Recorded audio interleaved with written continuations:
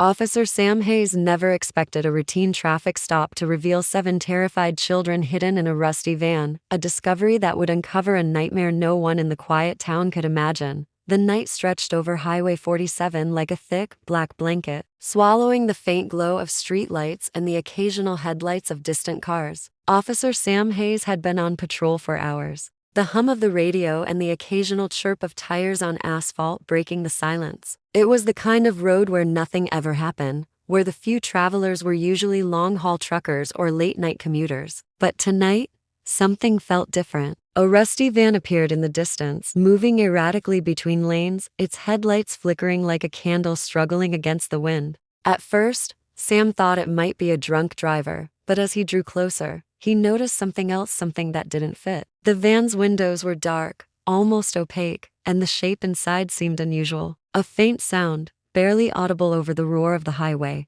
caught his attention. It was soft, repetitive, like small whimpers, almost drowned out by the engine and tires on asphalt. He switched on the patrol lights, watching the van hesitate before slowly pulling to the shoulder. Sam's instincts screamed that this was no ordinary traffic stop. The closer he got, the stronger the odd, suffocating smell became, stale and sharp, like unwashed bodies confined in a small space for far too long. When he reached the passenger side, he noticed a tiny hand pressed against the window, leaving a streak in the grime. More hands appeared, small faces peering through the dark tint with wide, desperate eyes. Sam froze for a moment, disbelief washing over him. What he had assumed was a careless driver suddenly revealed itself as a far darker situation. The van sat silently, engine idling, as if mocking the law that now surrounded it. No one came to the door. Sam called for backup, heart pounding, trying to contain the fear rising in his chest. Each second that passed felt like hours as he examined the vehicle, noticing details that made his stomach turn: faint scratches on the window from small fingers, crumpled blankets piled in the back, and a strange arrangement of bottles and containers. The cries grew louder, more distinct, a chorus of fear that pierced the night air. What had begun as a routine patrol stop had transformed into a chilling glimpse into a hidden world of suffering.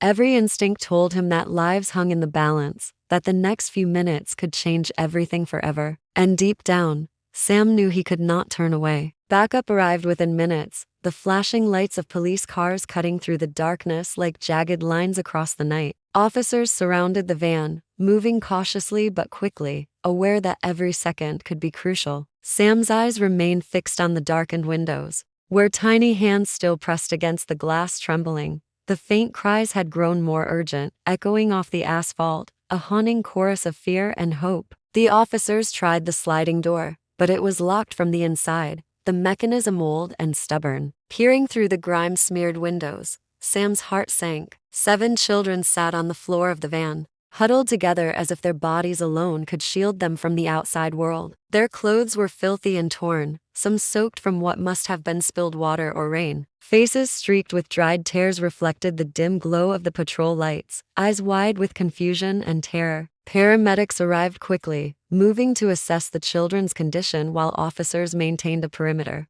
The air around the van was thick with the stench of neglect and confinement, a smell that made every officer stiffen. The children were pale and quiet, their small hands clutching each other for comfort, trembling at every movement around them. Sam noticed scraps of paper and small, worn toys scattered across the van's floor, remnants of a childhood lived entirely in secrecy. It became immediately clear that this was far beyond a routine traffic violation. Someone had deliberately kept these children hidden, moving them from place to place, preventing anyone from finding them. The investigation started on the spot. Sam took mental notes of every detail: the partially obscured license plate, the rusted exterior, the arrangement of the van's interior. Evidence of long-term captivity was everywhere: empty containers, torn blankets, even faint scratches on the walls where the children had tried to climb or reach for something. The van, once an ordinary vehicle, had become a mobile prison. Authorities realized they were dealing with a careful and calculated situation. The driver had covered tracks, avoided detection, and kept the children in conditions no one should ever endure. As the children were guided out of the van one by one, their tiny bodies trembling against the cold night air,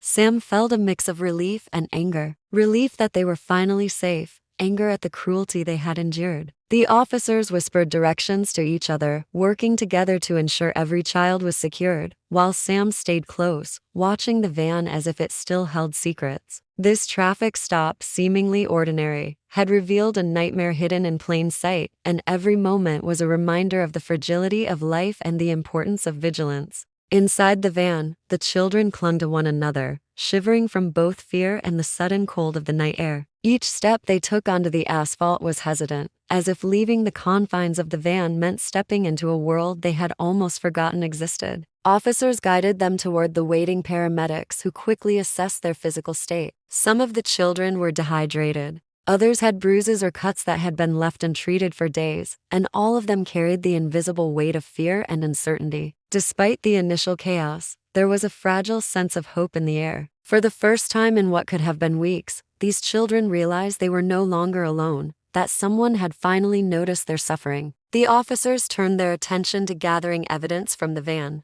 The interior was a grim testimony to months of neglect and confinement. Crumpled blankets, old food containers, and discarded water bottles littered the floor, creating a scene of chaotic survival. Small, worn toys and scraps of paper with childish drawings revealed glimpses of the lives the children had tried to maintain, even in captivity. Every detail seemed deliberate, yet careless enough to leave traces for investigators to follow. Sam examined the back of the van carefully, noticing faint scratches and marks that suggested the children had tried repeatedly to escape. It was clear this was a space that had been used not just for transport, but as a temporary prison, a place where fear had become a constant companion.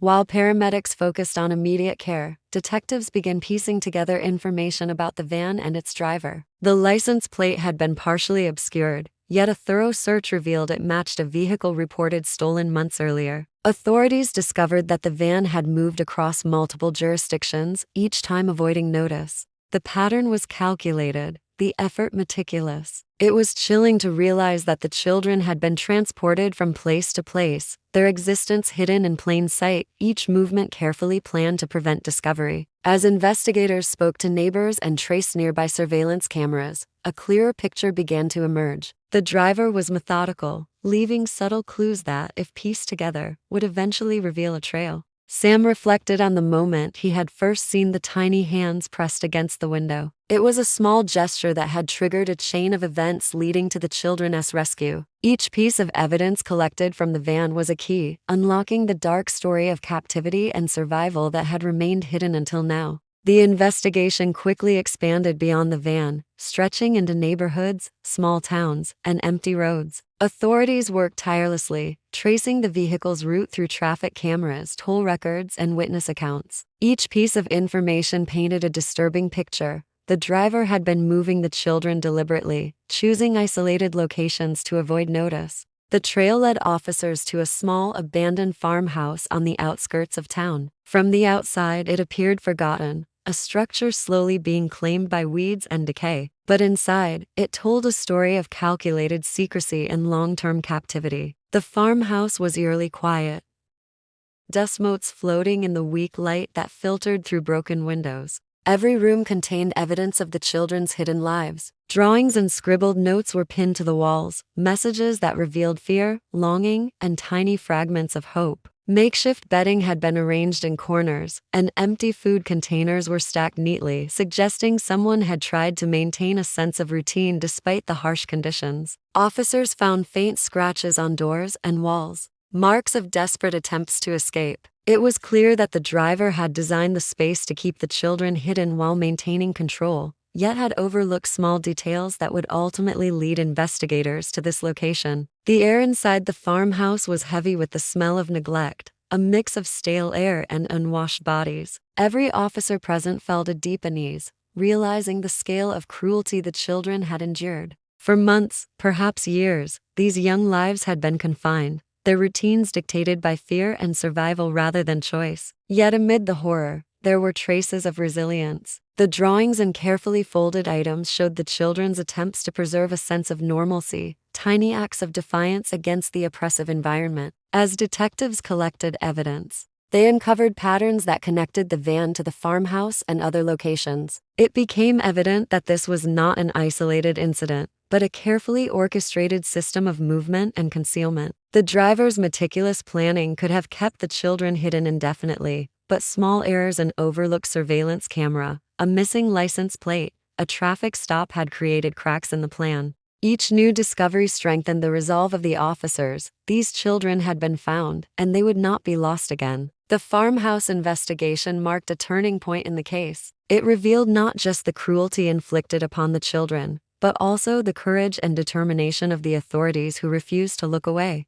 Every scrap of evidence, every mark on the walls, and every piece of the van's history would become a crucial part of the story, exposing a hidden nightmare and setting the stage for justice. With the farmhouse secured and the children in safe hands, the focus shifted to finding and apprehending the driver. Authorities worked quickly, using the evidence collected from both the van and the farmhouse to track the suspect's movements. Surveillance footage, GPS data, and witness reports painted a chilling portrait of a person who had operated with careful planning and deliberate secrecy. The driver had spent months moving the children from place to place, keeping them isolated and hidden, yet the smallest missteps, a blocked license plate, a traffic stop, had finally unraveled the plan. It was only a matter of time before law enforcement caught up. The arrest was swift. Officers found the driver attempting to flee in another stolen vehicle, unaware that the investigation had closed in from multiple directions. There was no dramatic confrontation, no fight, just the quiet, controlled apprehension of a person whose actions had caused untold harm. As the suspect was taken into custody, investigators began piecing together the full extent of the abuse and neglect the children had endured. Records, personal items, and documentation found in the farmhouse revealed the methodical way in which the driver had maintained control, as well as the calculated measures taken to avoid detection. Meanwhile, the children began the slow process of recovery. Paramedics and social workers provided medical attention, clean clothing, and reassurance. Some were frightened and hesitant, unsure if they could truly trust the world outside the van and the farmhouse. Others were exhausted but relieved, beginning to grasp that the nightmare they had lived through was finally over. Families who had been searching for them for months or even years were notified, leading to emotional reunions filled with tears, relief, and disbelief. Each child's story, once silenced by fear and captivity, could now be heard. The community reacted with a mixture of shock and gratitude. Neighbors and officials praised the vigilance of Officer Sam Hayes and his team, recognizing that their quick thinking and persistence had saved 7 lives. The case became a stark reminder of the importance of paying attention to the small details, of noticing what others might overlook. Every traffic stop, every investigation, and every piece of evidence had played a role in preventing further tragedy. In the aftermath, life slowly began to return to normal for the children, though the memory of their ordeal would remain. The driver faced justice, held accountable for the suffering inflicted on the innocent. And for Officer Sam Hayes, the night that had begun as a routine patrol stop became a defining moment, a moment that proved the difference one person's attention and courage could make in the lives of 7 children trapped in darkness, finally brought into the light.